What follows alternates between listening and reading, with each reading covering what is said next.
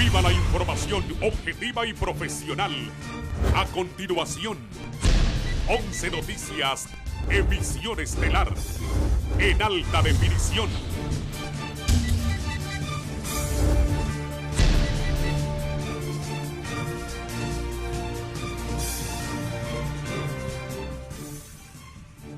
Esta noche, en la emisión estelar de 11 Noticias, Consejo Nacional Anticorrupción denuncia presunta red de corrupción en la Secretaría de Salud por contratos a familiares de la ministra Alba Consuelo Flores. Registro Nacional de las Personas sigue sin entregar el nuevo documento de identidad y para arrebatar, los empleados del programa Identifícate están en huelga por falta de pago. Taxistas amenazan con paro de labores por el alto costo de los carburantes. Buenas noches, gracias por estar en 11 Noticias, emisión estelar. Hoy es lunes 11 de octubre. Buenas noches, Ivette. Buenas noches, licenciado Raúl Valladares. Buenas noches, Honduras. Gracias por sintonizarnos y escucharnos por Radiovisión Honduras en nuestras frecuencias a nivel nacional. Veamos nuestro segundo bloque de titulares. Exmiembros de la Junta Depuradora de la Policía no descartan que se investigue si mandos de la institución tienen vínculos con policías capturados con droga en el departamento de Olancho. Secretaría de Salud inicia campaña de vacunación domiciliaria contra el COVID-19 en la capital. Esto y más. A continuación, en 11 Noticias, emisión estelar.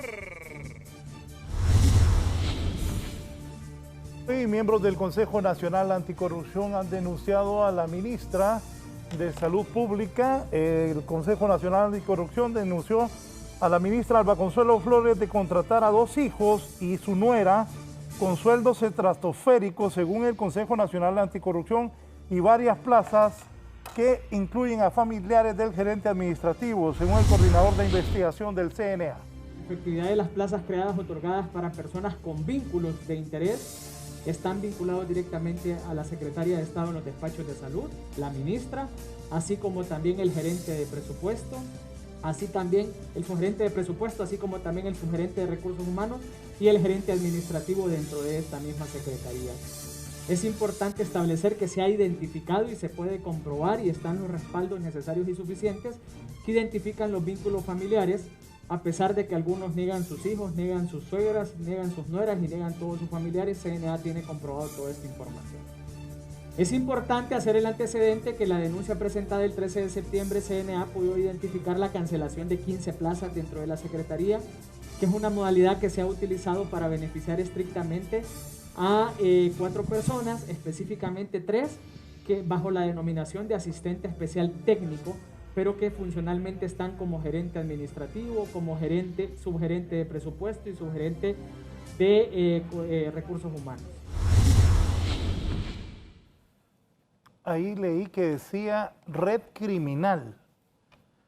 Deberá tener sustento, me imagino, las autoridades del Consejo Nacional Anticorrupción cuando ponen red criminal.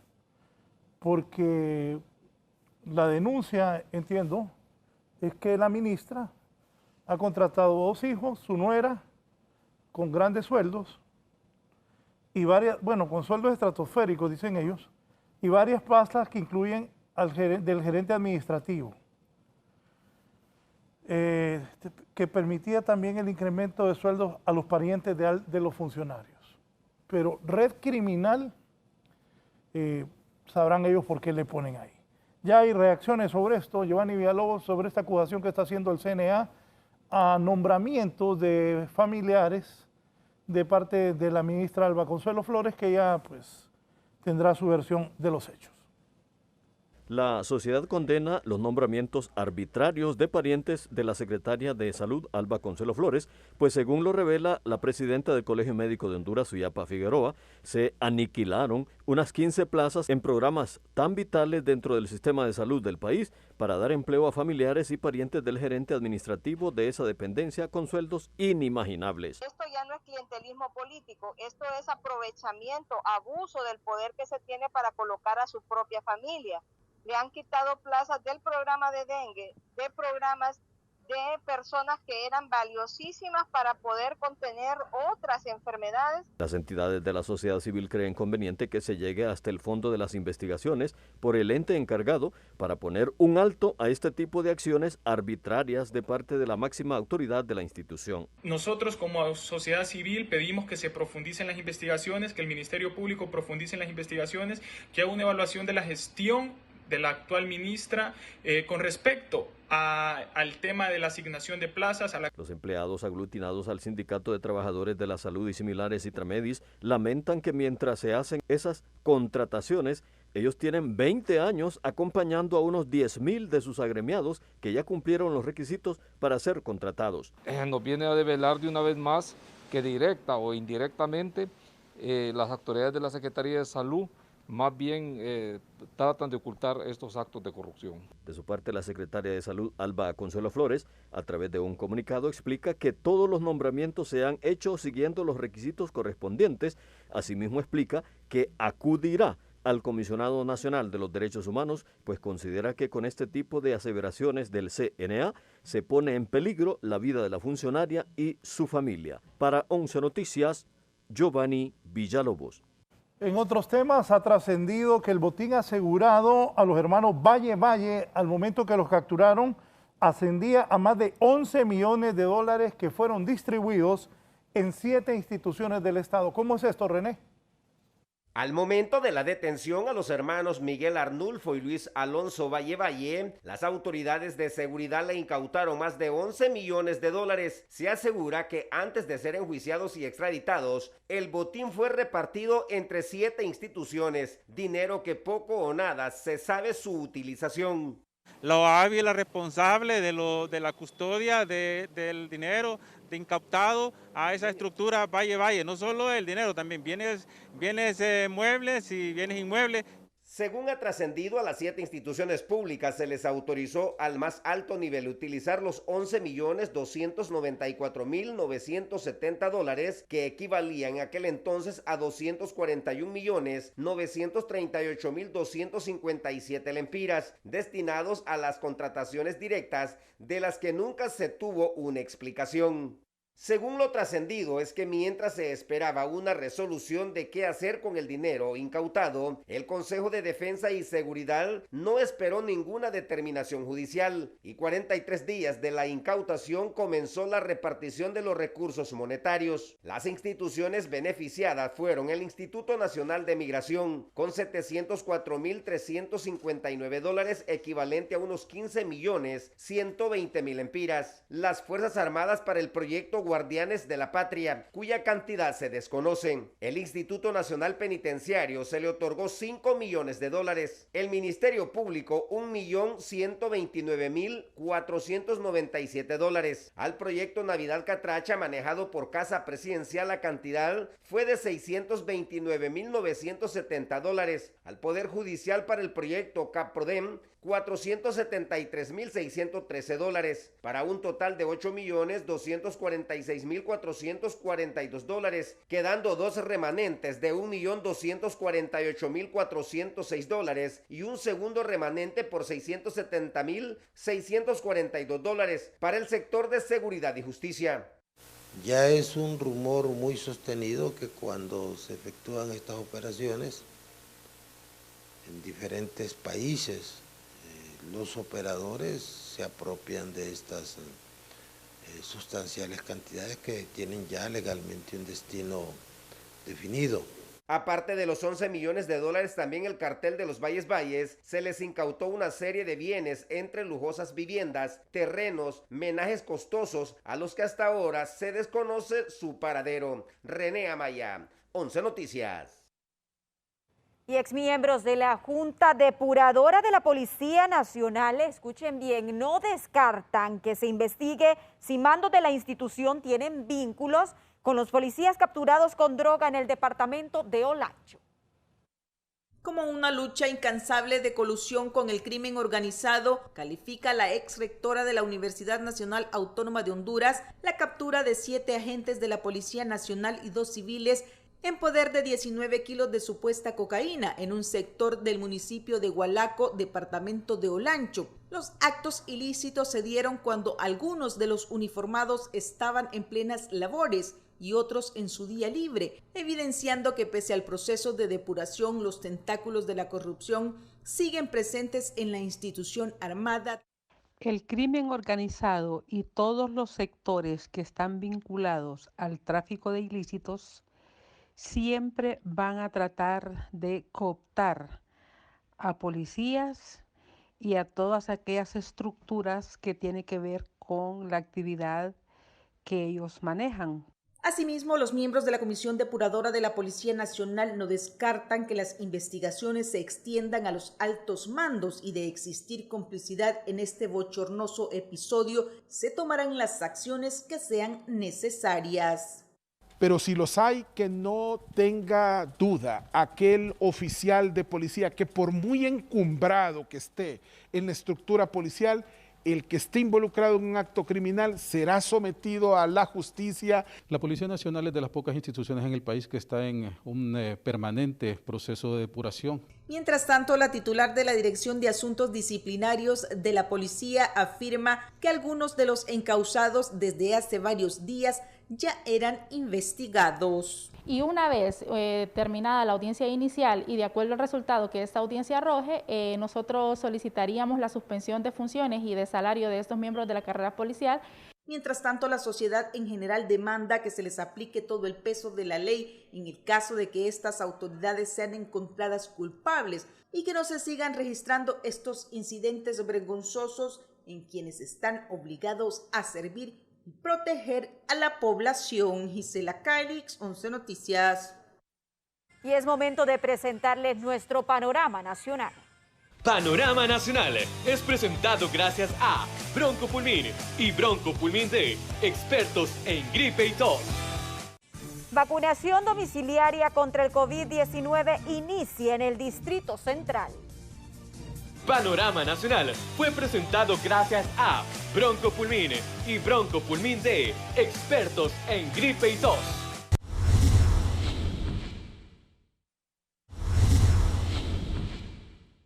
Continuamos en 11 Noticias, emisión estelar. Siguen los problemas en el registro. Ahora los que entregan la identidad del proyecto Identifícate están en huelga. Como lo prometieron, empleados del proyecto Identifícate encargado de la entrega del nuevo documento nacional de identificación no abrieron las puertas de la Universidad Pedagógica de Honduras para continuar con su trabajo, debido a que sigue la falta de pago de sus salarios.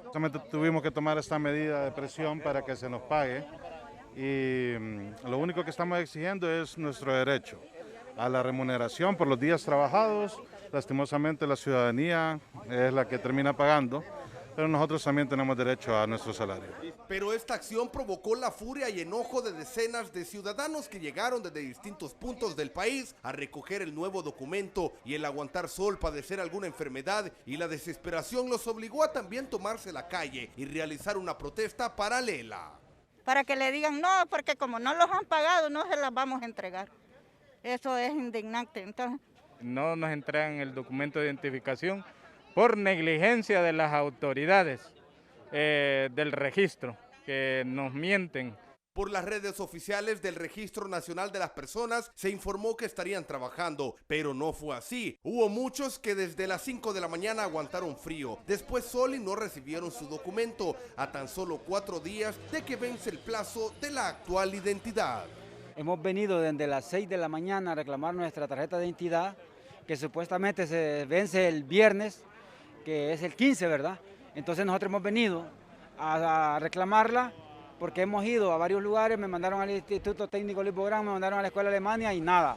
Para 11 Noticias, Fernando Arteaga. Gracias, Fernando. ¿Qué les dije? Siguen problemas el registro con la identidad. Ya unos están hablando de hacer prórroga, porque como no toda la gente tiene la identidad, que tienen que prorrogar la identidad vieja para poder hacer transacciones.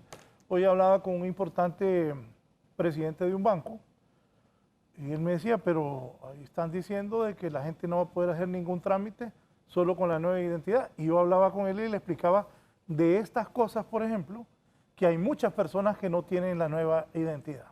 Vamos con la siguiente nota sobre el tema. Llegó la hora cero. Esta semana vence la vigencia de la actual tarjeta de identidad, pero la gran pregunta que todos se hacen es si ante el mar de cuestionamientos, inconsistencias, atrasos y traslados de domicilios inconsultos, el Registro Nacional de las Personas podrá entregar el documento nacional de identificación en el plazo establecido. Desde sociedad civil alertan que esto es un desastre que puede desembocar en una profunda crisis política.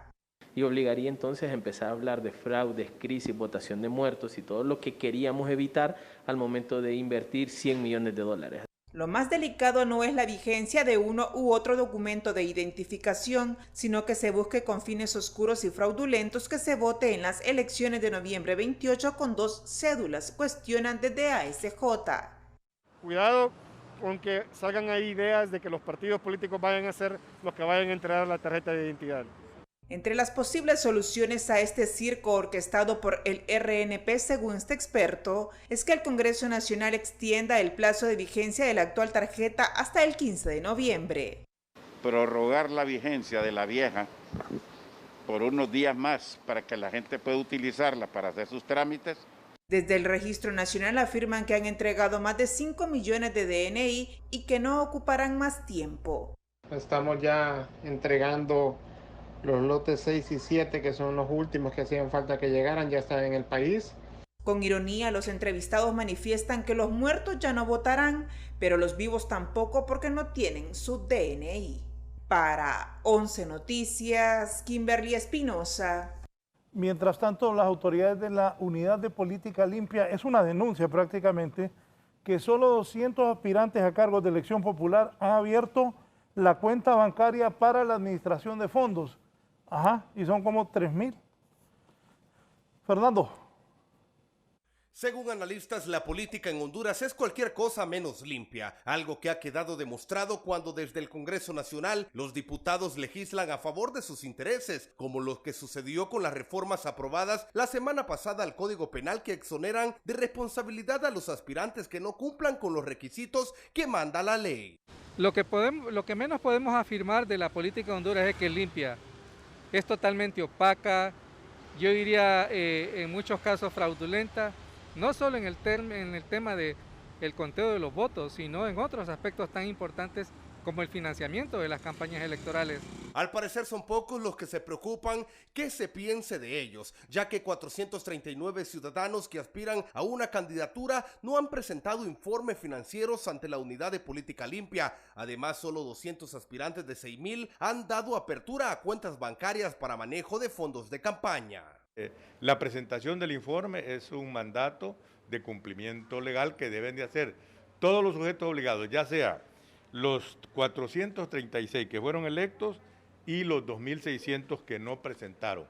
Con estas acciones con las que los políticos y diputados prácticamente no le dan importancia a la Unidad de Política Limpia, desde sociedad civil afirman que esto únicamente generará más impunidad y desconfianza en el país.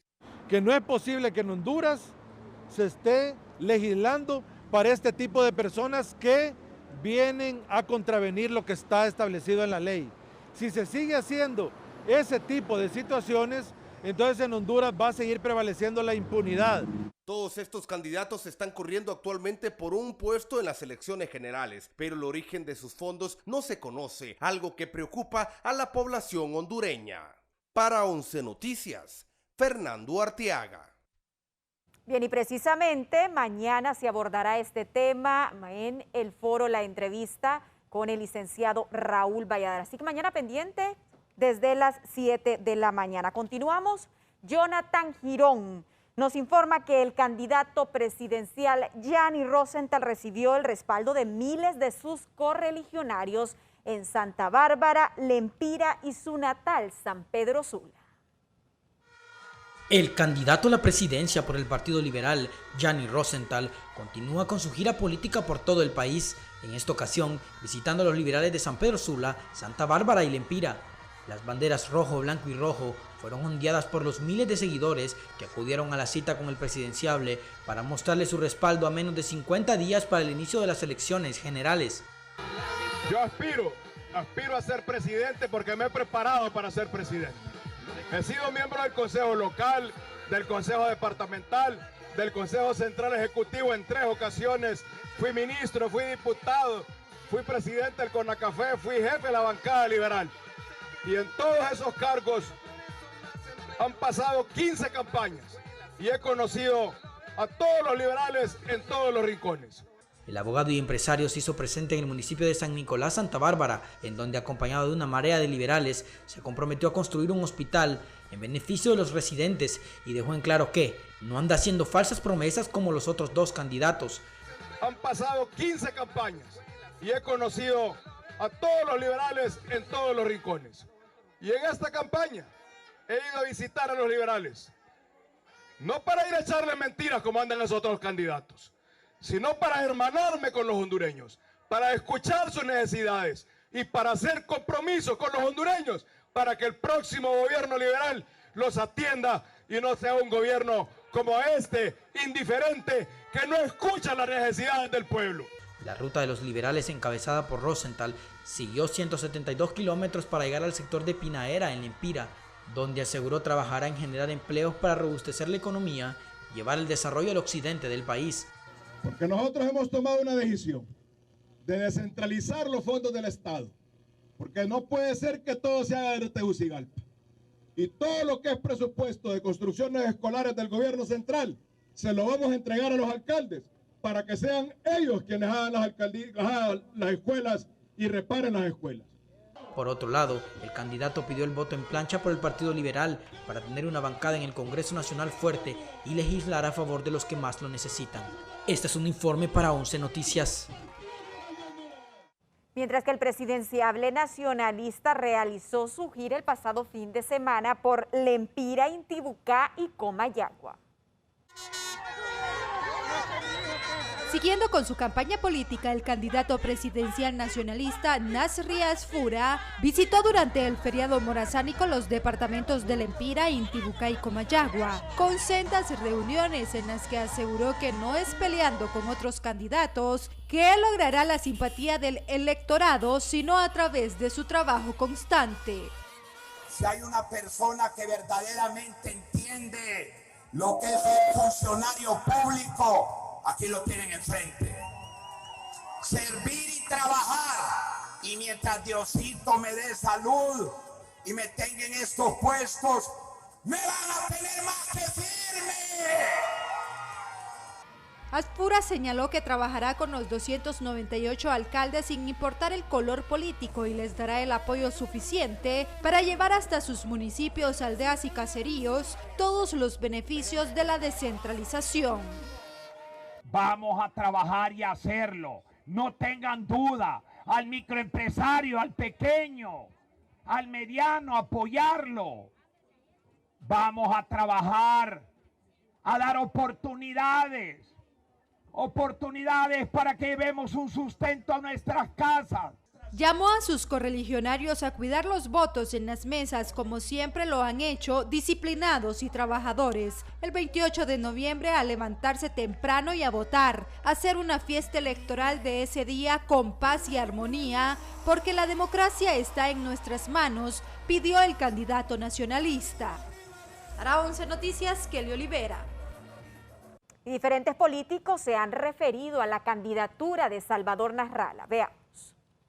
Analistas políticos concuerdan en que el perfil político del polémico y controversial presentador de la televisión nacional Salvador Narrala ha venido en decadencia por su ego obeso, su discurso de odio y confrontación. De un tercer lugar podría ser desplazado hasta la quinta posición en la simpatía del votante, afirman. Ya eso es rayar en lo descabellado, en lo insano, en lo demente. Y definitivamente eso, lógicamente, ha hecho de que la gente ya pierda su simpatía. Esta es una seria advertencia ante la eventual tercera pérdida electoral consecutiva de Narrala, que va de tropiezo en tropiezo demostrando por qué sigue siendo un advenedizo e incoherente personaje de la política, señala este experto. Que él no es un hombre razonable, sino que es un hombre exagerado y exageradamente mentiroso. Narrala y su partido Salvador de Honduras no tienen estructura ni organización partidaria y a través de redes sociales no se ganan elecciones, señalan entendidos. El país no necesita ese tipo de hogueras, ese tipo de incendios, el país necesita conciliación. Sin embargo, el presidenciable se ensaña en su postura y refuta que estas son gargantas asalariadas porque él tiene asegurado 3 millones de votos. Mira, si las elecciones en Honduras fueran limpias, yo tendría 3 millones de votos, seguro. Ahora, el proceso está totalmente viciado. Narrala Salum concluyó diciendo que si le roban estas elecciones no volverá a participar en política. Para 11 Noticias, Kimberly Espinosa. Y el candidato presidencial por el partido Nueva Ruta, el periodista Esdras Amado López, en compañía de su esposa Milagro González, realizaron una exitosa gira el pasado fin de semana por varios municipios del departamento de Comayagua. El candidato manifestó que no importan las amenazas que se ciernen sobre el próximo proceso electoral. Nosotros estamos firmes en esta ruta democrática y no nos detienen. López continúa llevando el mensaje de una nueva ruta para Honduras y asegura que van por todos los diputados y alcaldes.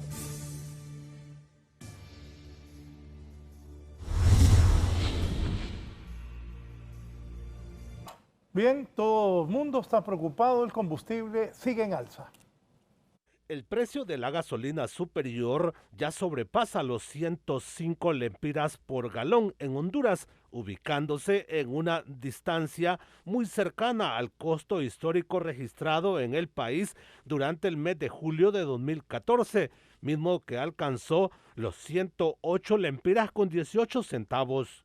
Lo que nos está insinuando es que el precio del petróleo sigue al alza y nos está generando las alzas en los precios en el mercado nacional, que en este momento, podemos decirlo, están bastante altos. De acuerdo a los economistas, cada vez que hay aumentos en el precio de los combustibles, por lo general se produce un impacto inflacionario en el costo de producción nacional y de los propios ciudadanos. Nosotros decimos que el gobierno tiene algún nivel de incidencia sobre el cual podría operar para, en primer lugar, lograr controlar los precios, que no logren que esta volatilidad no afecte de manera tan directa a los hogares. Entre tanto, los ciudadanos son los más afectados cada vez que hay aumentos de precios en los energéticos. Siempre hay, solo para arriba van, nunca van para abajo. El miserable pueblo que es el que está sufriendo las consecuencias.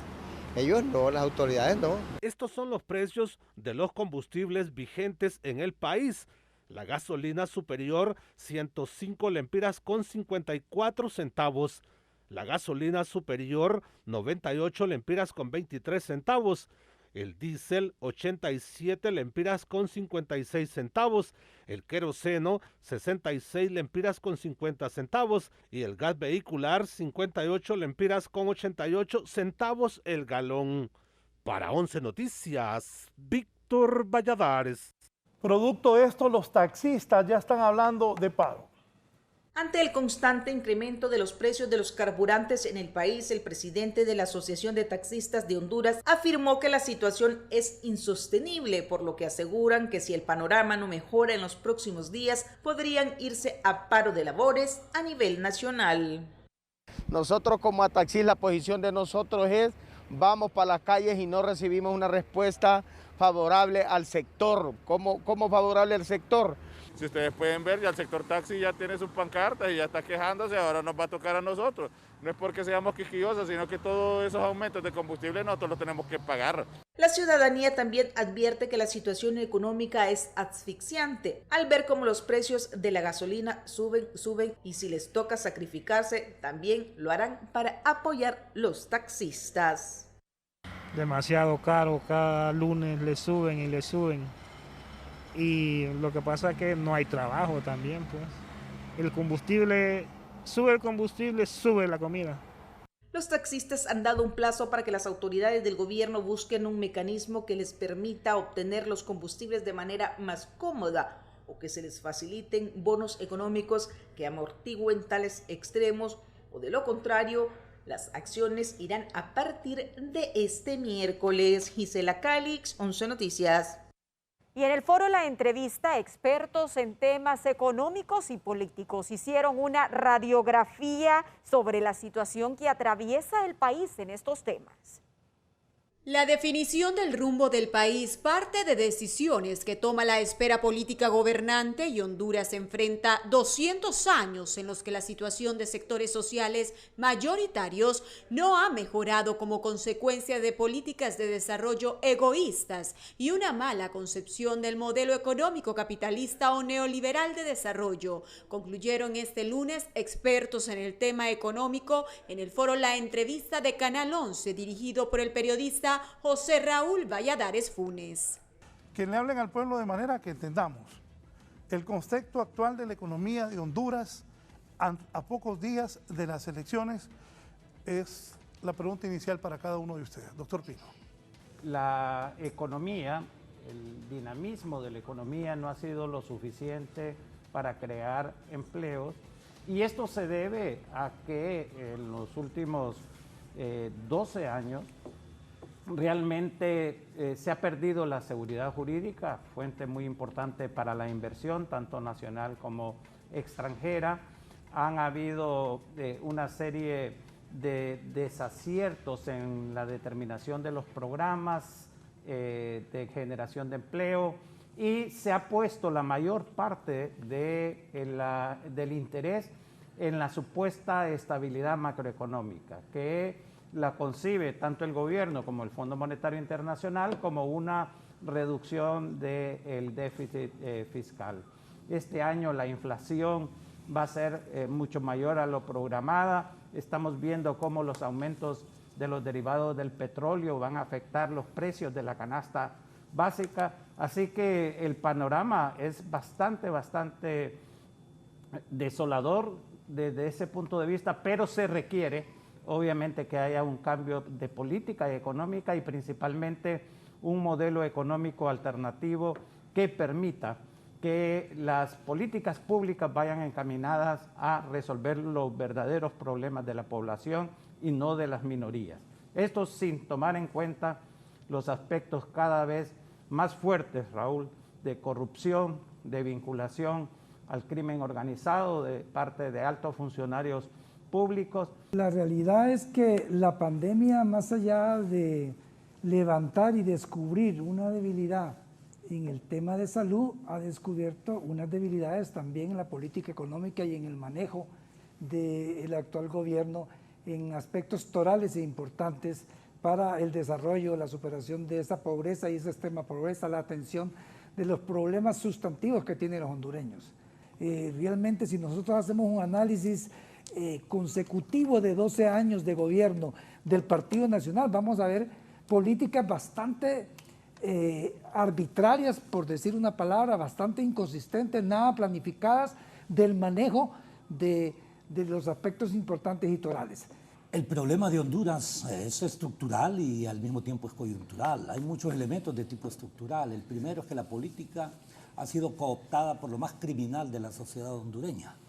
Criminales, corruptos, que destruyen el Estado, destruyen las políticas públicas y en consecuencia destruyen las posibilidades de competitividad.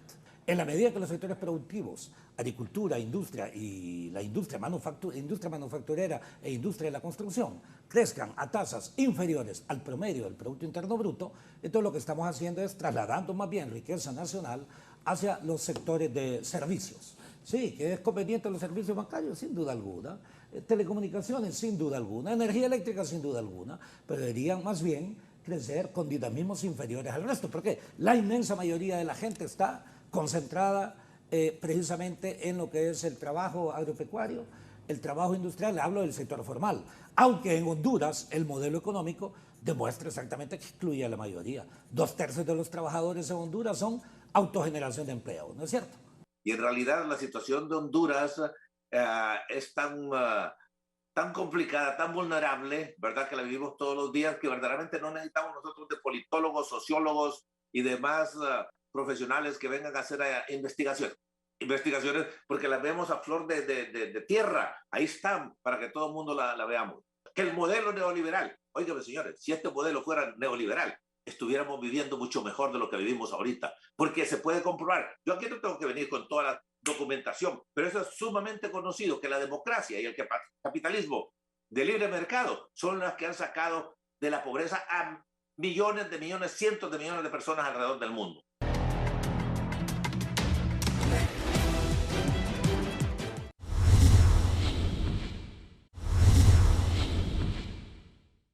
Continuamos con las informaciones y este día se reporta como un lunes violento. Escuchen bien, esta tarde-noche en la capital se ha vivido una jornada violenta donde se reportan 4 homicidios en diferentes sectores. Nuestro compañero Jonathan Girón nos brinda más detalles. Adelante, Jonathan.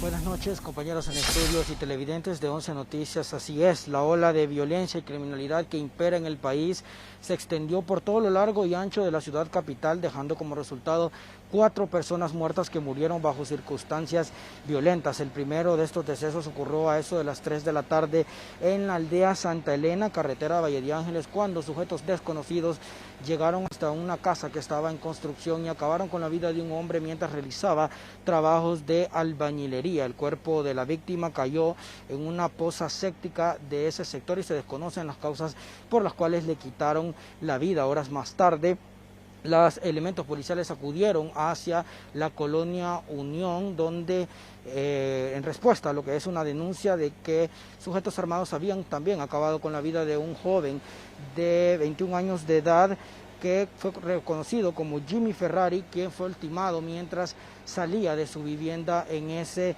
sector, casi de forma simultánea, pero esta vez en la altura del sector del Guanacaste.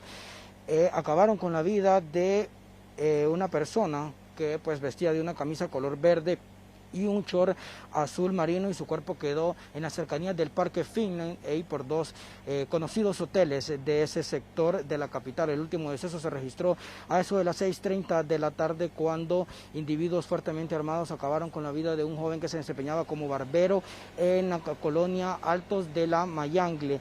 Según los informes preliminares, el individuo pues estaba transitando por ese lugar y sin mediar palabra pues fue ultimado de diversos impactos de bala. Mencionarles que en todos los sucesos se desconocen tanto las causas que motivaron estos atentados, así como el paradero de los perpetradores del mismo. Compañeros, esto es lo que podemos informar hasta ahora de la noche sobre estos 4 asesinatos que se suscitaron la tarde-noche de este día en la ciudad capital. Con este contacto yo retorno con ustedes a los estudios. Buenas noches. Buenas noches, gracias Jonathan Girón. Bien, pero en San Pedro Sula, Iris Urbina nos da a conocer que se reportan al menos 8 asesinatos. También en el norte del país. Iris, con usted.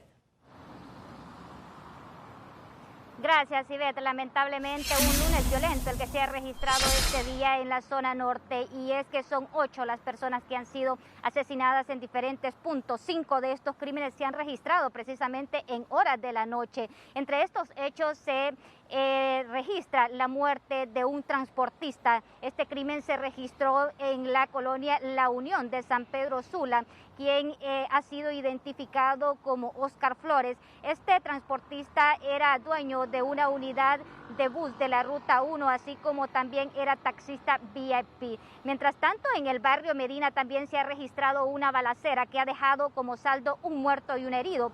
este muerto se trata de un prestamista. El hecho se ha registrado en unos puestos donde se realizan juegos de azar clandestino. Las autoridades, por supuesto, están realizando las investigaciones sobre esta balacera y que cobró la vida de este prestamista y que dejó otra persona herida. Mientras tanto, en la colonia Sandoval Sorto también fue asesinado un hombre, esto en un solar baldío frente a unas canchas que se encuentran en esta zona. La víctima aún no ha sido identificada. Mientras tanto, en Puerto Cortés también 2 personas fueron asesinadas.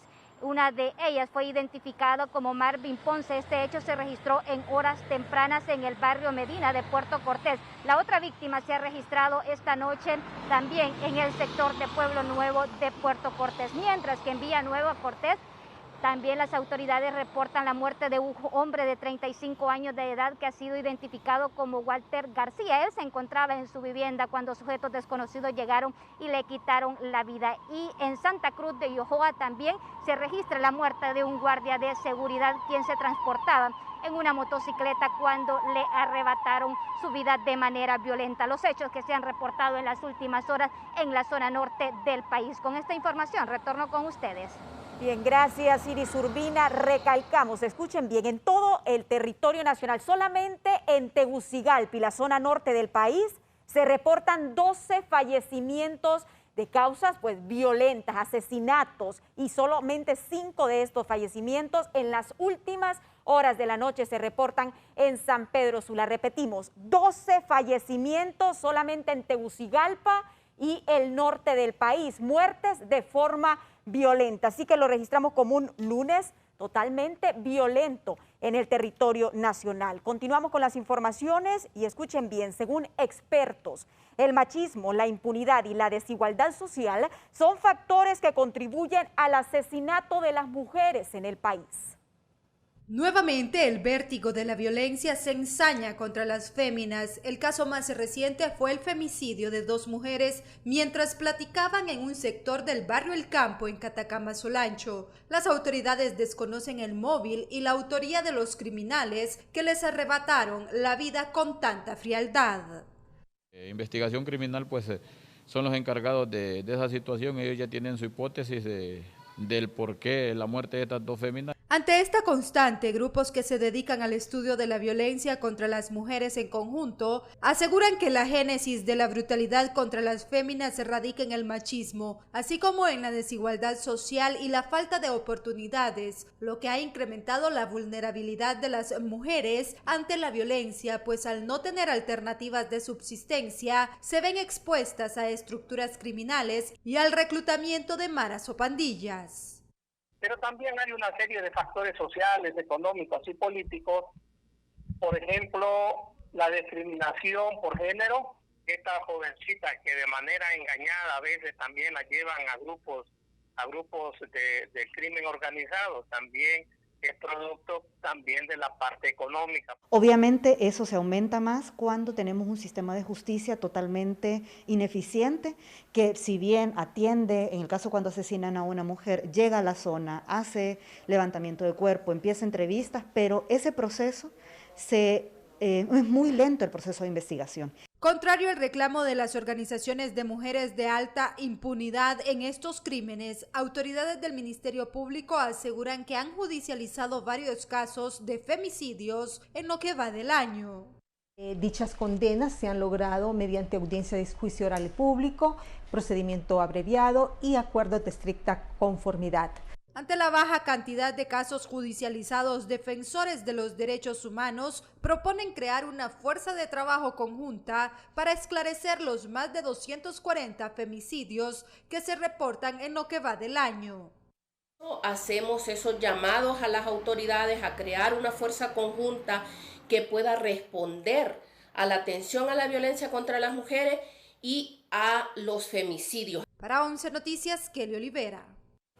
Hoy informábamos temprano de un incendio en un motel en San Pedro Sula. ¿A qué se debió esto, Shirley? Como si de una serie criminal se tratara, una banda o pandilla podría estar ensañándose aún contra los trabajadores y bienes materiales del extinto Miguel Carrión por venganza. Algunos de sus bienes han sido incendiados por desconocidos. A finales de septiembre, un plantel de vehículos pesados y en las últimas horas un motel en esta misma zona. Señalado como parte de un grupo delictivo en la Rivera Hernández, específicamente con los olanchanos, tenía algunos nexos. Pues ese grupo entró en pugna con otros grupos delictivos del sector y pues ha muerto casi toda su familia, ¿verdad? Sus negocios han sido atacados, en fin, él mismo pereció de una forma violenta y muchas veces ellos van contra toda la familia, incluso contra empleados o contra miembros de la misma organización, ¿verdad? Entonces me imagino que eso es lo que está pasando en este caso. El reconocido empresario fue asesinado junto a sus guardaespaldas el 26 de febrero del año en curso, en pleno centro de la ciudad industrial. 2 meses después fue ultimado su contador junto al asistente y algunos de los empleados de empresas familiares viven en constante terror por amenazas a muerte, según los expertos. Tengo bastante conocimiento relacionado con el tema del asilo y algunos empleados de ellos, algunos de ellos los asesinaron, creo que tienen una empresa en Cofradía y tengo que entendido que hubo una persona muerta en este plantel. A la fecha, esta guerra sin cuartel no ha podido ser frenada por ninguna institución policial, lo que permite que estructuras criminales acechen con total libertad en las calles y frenen el paso inclusive de los investigadores. Los criminales deambulan libremente por las calles de las ciudades. No más violencia, no más criminalidad. En el 2017, Carrión fue capturado en Panamá y extraditado a Honduras por señalamientos de lavado de activos, extorsión y asociación ilícita. Luego recobró su libertad por falta de pruebas, pero en años posteriores iniciarían los atentados en contra de su vida y de allegados. Para 11 Noticias, Shirley Martínez.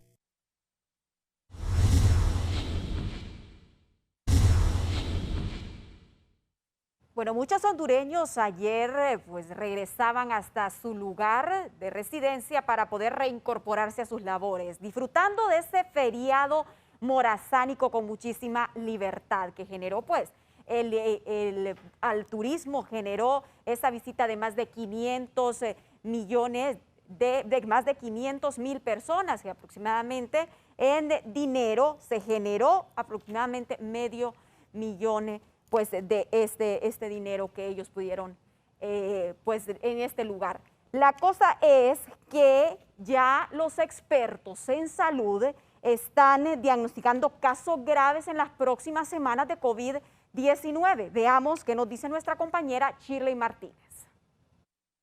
El gremio médico expuso que actualmente los centros asistenciales reportan una reducción de casos y muertes por COVID-19, datos considerados transitorios, pues durante la semana morazánica los ciudadanos circularon en total libertinaje, sin mascarillas y sin respetar el distanciamiento social, lo que conllevará que las estadísticas por el virus se dupliquen en los próximos días. Que no hubo respeto de las medidas de bioseguridad en muchos centros turísticos, mucha aglomeración.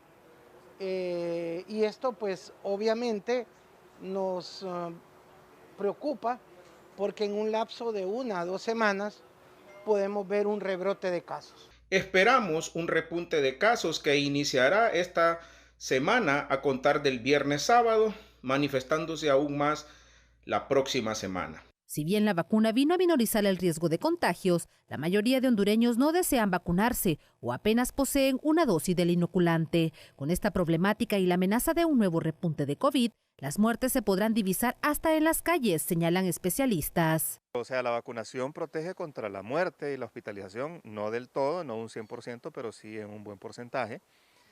Pero siempre el vacunado es susceptible de ser contagiado por esta variante Delta. Otro factor en contra, aseguran los galenos, es el caso del lavado de manos y la distancia física, ya que existen desafíos prácticos para muchas personas que no tienen acceso a agua limpia o que viven en hacinamiento. Para 11 Noticias, Shirley Martínez. Bien, nuestro compañero Karim Duarte nos informa que continúa la vacunación para menores de 12 años. Los niños de 12 años en adelante continúan vacunándose esta semana contra la COVID-19. Muchos padres de familia se muestran más tranquilos porque sus hijos también están protegiéndose contra el virus. Porque es importante que los niños, ¿verdad?, de esta edad se puedan vacunar y para poder estar ya con lo que es la vacuna, de lo que eso está fatal ahorita. Entonces nosotros tenemos como padres de familia, ¿verdad?, estar siempre atentos a lo que son las vacunas, ¿verdad?, para que nuestros hijos se puedan vacunar y así estar un poco más tranquilo en lo que es nuestra familia. El gobierno de la República ya suministró la primera dosis a cientos de los niños de 12 años, al igual que a miles de adolescentes, quienes sienten temor a enfrentarse del virus y no quieren contagiar a sus familiares en los hogares. Pues que lo hagan porque tienen que pensar en el futuro que le pueden dar, más que todo a los de tercera edad, ya que es a ellos a quien les afecta mucho más esto, pero que se vacunen. Que está muy bien porque además de proteger a mi familia, puedo protegerme a mí misma. Que se vacunen, que es una muy buena elección. El presidente de la República, Juan Orlando Hernández, quien el mes pasado estuvo en los Estados Unidos, comentó que en varias partes del mundo ya es requisito presentar su carnet de vacuna para poder trabajar. A que la gente se vacune. Hoy comenzamos ya con los niños de 12 a 17 años y estamos cerrando ya acuerdos con la vacuna de 5 años a 11. Vacunas no harán falta. Y si ya los técnicos hondureños nos indican el tema de la tercera dosis, también estamos listos. Este ha sido un informe para 11 Noticias. Bien, saludos a la gente que nos reporta. Antes de irme voy a hablar de lo que nos gusta a la mayoría de los hondureños, no a todos, pero a la gran parte de los hondureños. De la selección de Honduras. Iba a ser más duro, pero ya hice números y como aquí vivimos pensando y como de acuerdo a mi experiencia transmití muchos partidos de Honduras dentro y fuera del país. De 15 puntos, Honduras ha perdido 12. Honduras tiene 3 puntos, perdió ayer con México. No fue goleada gracias a Búa López, muy bien el portero. Lo felicito ese muchacho. Unos 7 nos hubieran metido si no fuera él el portero. El defensa del Motagua que juega en Chile también jugó bien. Estados Unidos nos vino a golear aquí. Con Canadá jugamos bien el primer tiempo y tuvimos suerte que no nos ganaran los canadienses, el segundo empatamos. Empatamos aquí con Costa Rica. Keylor Navas, uno de los mejores arqueros del mundo, hizo un tapadón ahí de una de las pocas jugadas de gol que tuvimos. Empatamos en El Salvador. Nos falta jugar contra Jamaica y Panamá para cerrar la primera ronda. Ve que Rambo anda volando. Bien. Entonces jugamos contra Jamaica el próximo jueves. Miércoles. Bueno, pero jugamos contra Jamaica, que es el último lugar. Nosotros somos el penúltimo.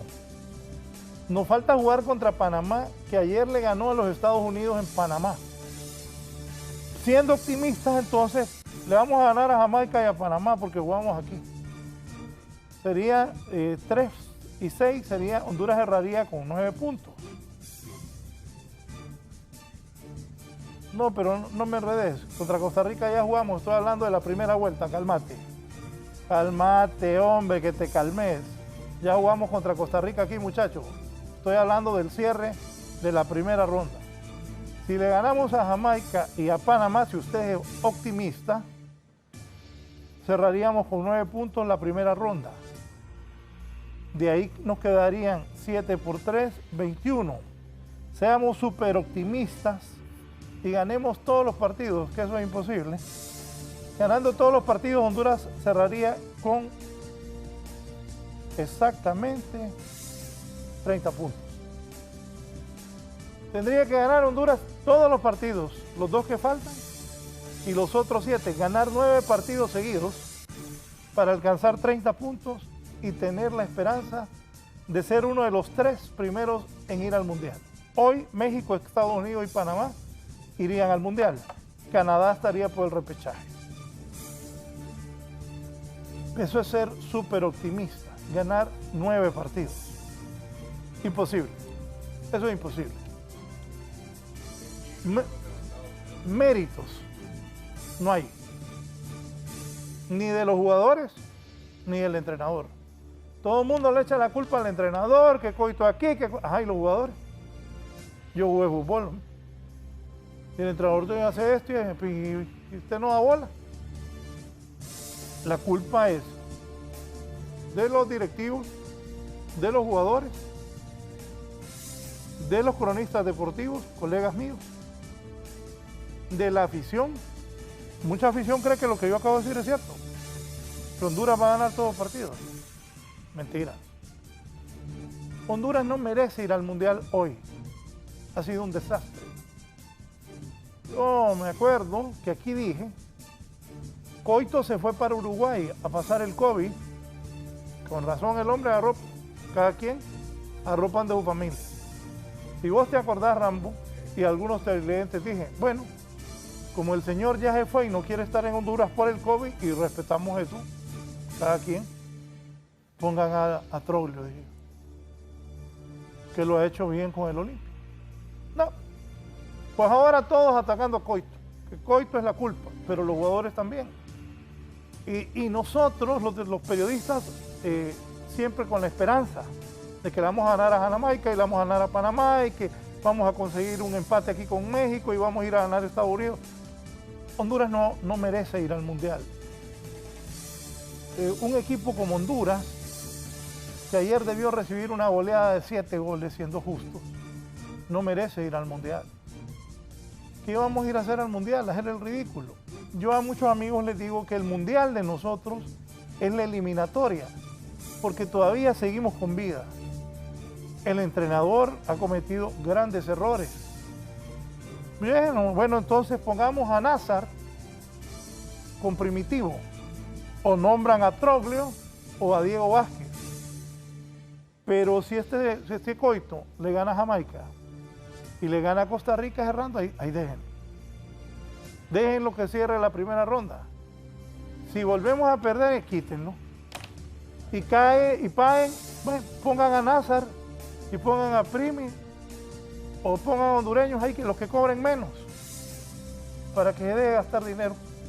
Pero la realidad, hoy no merecemos ir al Mundial, ni al repechaje tampoco. Somos de lo peor que está en la eliminatoria. Bueno, estamos penúltimos. Último está Jamaica. Y cuidado con Jamaica. Así que a mí me encanta el fútbol, he sido comentarista deportivo, algún conocimiento tengo, también jugué fútbol. Y somos un desastre. Pero adelante es elección.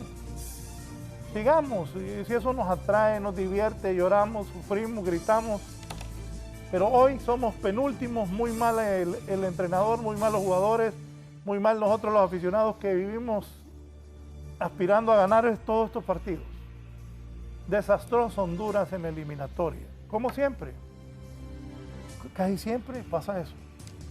Estamos acostumbrados. Por eso el Mundial de Honduras es la eliminatoria. Si Honduras clasifica al Mundial es un milagro. Pero hoy no hemos demostrado absolutamente nada. No lo merecemos. Y para ir a hacer el ridículo al Mundial, mejor quedarnos en la eliminatoria. Nos vamos, Ivette. Así es, licenciado, nos despedimos. Tengan una feliz noche, pero ya está aquí en estudios el gallo de los deportes, Marlon Mejía, que nos va a hablar sobre el deporte nacional e internacional. Feliz noche.